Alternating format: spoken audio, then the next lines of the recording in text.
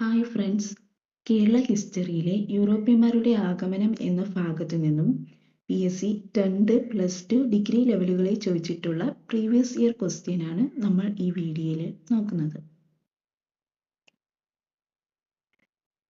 First question, ഇന്ത്യയുമായി വാണിജ്യ ബന്ധം സ്ഥാപിച്ച ആദ്യ യൂറോപ്യൻ ശക്തി. ആൻസർ ഓപ്ഷൻ ബി, പോർച്ചുഗീസുകാർ. രണ്ടാമത്തെ ക്വസ്റ്റ്യൻ, യൂറോപ്പിൽ നിന്നും ഇന്ത്യയിലേക്കുള്ള നാവിക മാർഗം കണ്ടെത്തുക എന്ന ലക്ഷ്യത്തോടെ ഇന്ത്യയിൽ എത്തിച്ചേർന്ന പോർച്ചുഗീസ് നാവികർ. Answer option C, Vasco da Gama. അവസാനമായി ഇന്ത്യ വിട്ടുപോയ വിദേശീയർ ആര്? ആൻസർ ഓപ്ഷൻ ബി, പോർച്ചുഗീസുകാർ.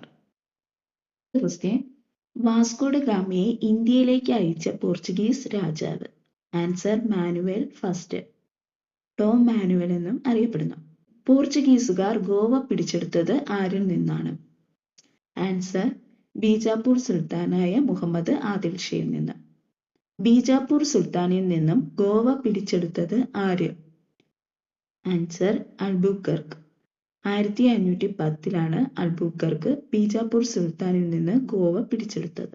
ഉദയംപേരൂർ സുനഹദോസ് നടന്നത്. Answer option B, 1599.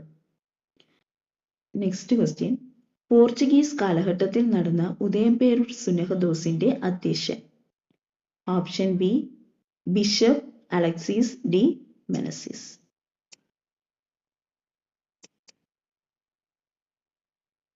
പോർച്ചുഗീസുകാരുടെ കയ്യിൽ നിന്ന് ചാലിയൻകോട്ട തിരിച്ചു പിടിക്കാൻ സാമൂതിരിയെ സഹായിച്ചത്. ആൻസർ കുഞ്ഞാലിമരയ്ക്കാർ മൂന്നാമൻ.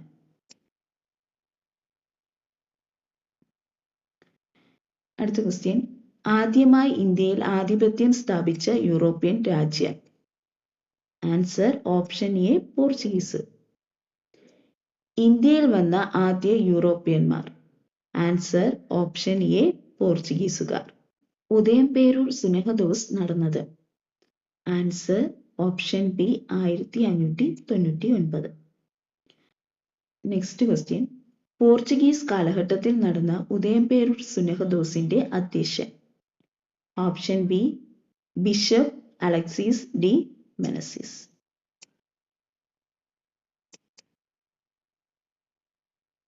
പോർച്ചുഗീസുകാരുടെ കയ്യിൽ നിന്ന് ചാലിയൻകോട്ട തിരിച്ചു പിടിക്കാൻ സാമൂതിരിയെ സഹായിച്ചത്. ആൻസർ കുഞ്ഞാലിമരയ്ക്കാർ മൂന്നാമൻ.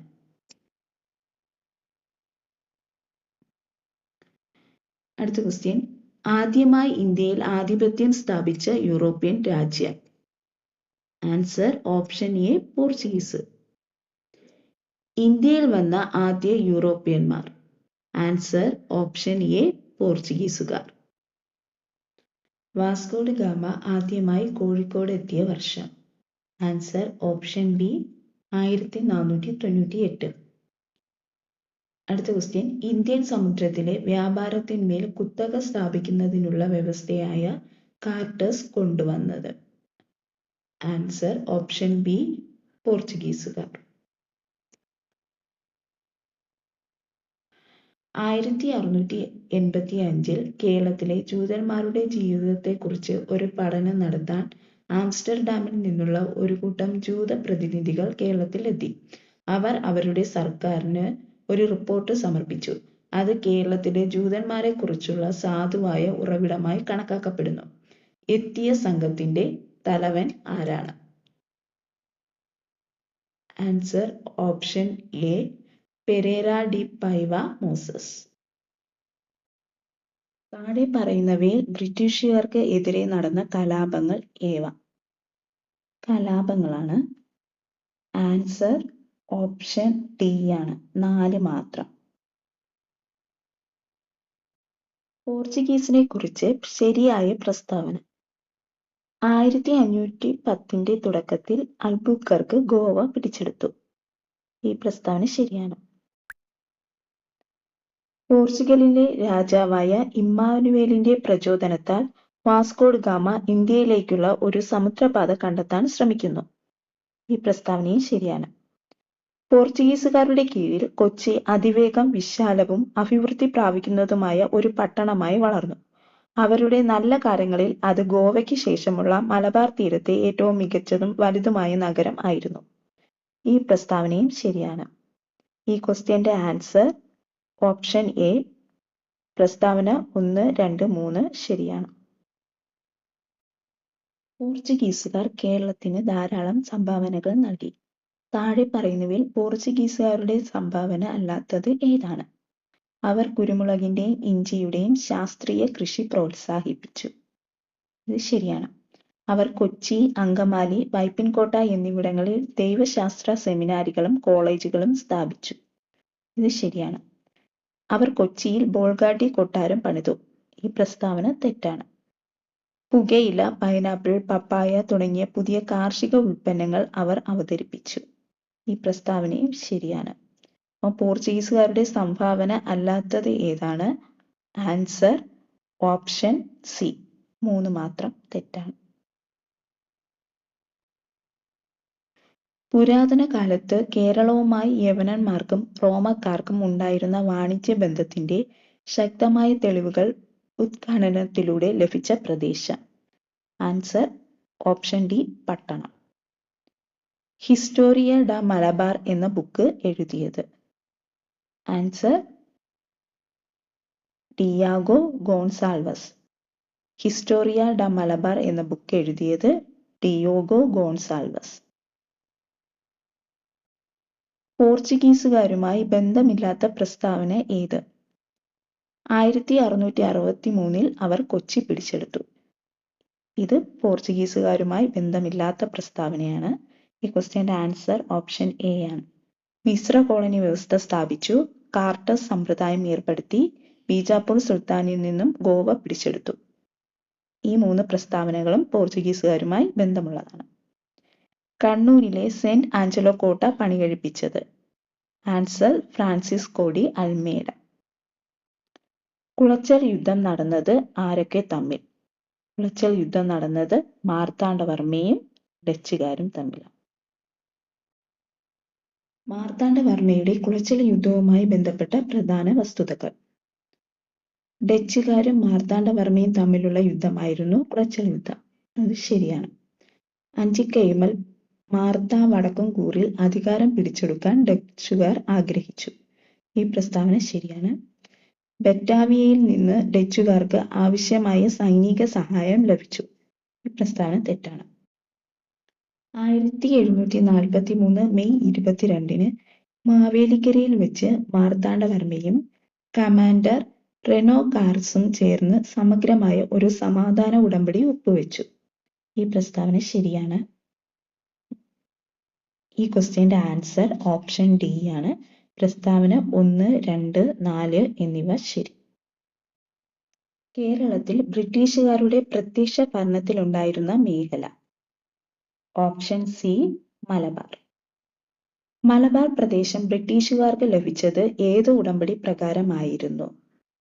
ആൻസർ ഓപ്ഷൻ ഡി, ശ്രീരംഗപട്ടണം ഉടമ്പടി.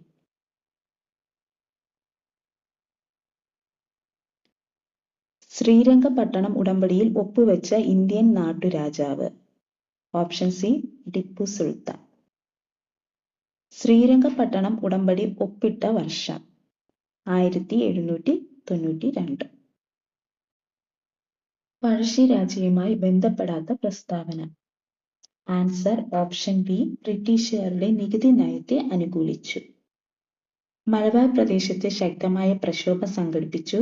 ഒളിപ്പോരിൽ പ്രഗത്ഭനായിരുന്നു. ബ്രിട്ടീഷ് അധികാരികളെ വെല്ലുവിളിച്ചു.